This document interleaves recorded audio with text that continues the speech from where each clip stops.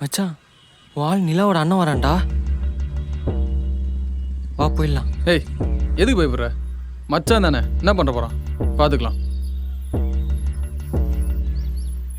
நான் யாரும் தெரியுதாடா? தெரியுமே ப்ரோ, நிலாவோட அண்ணன் தானே.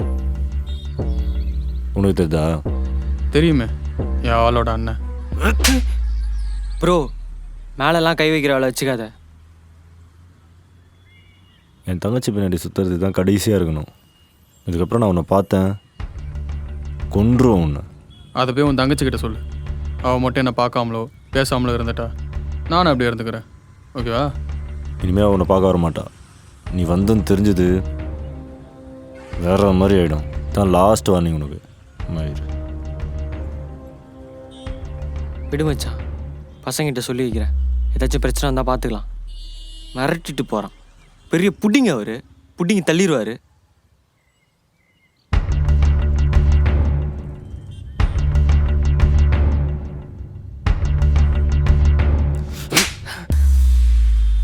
புடிங்கி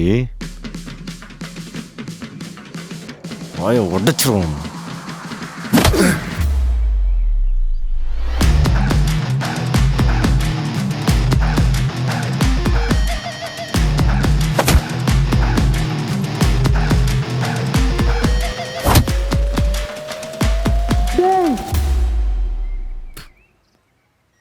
யாராவது ஆளோட அண்ணன் இப்படி பேய் மாதிரி அடிப்பாங்களாடா?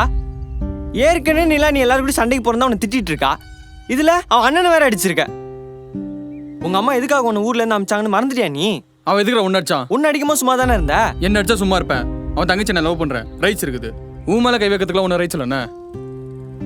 மச்சான் என் மேல தானே தப்பு. நான் தானே வாய் விட்டேன்.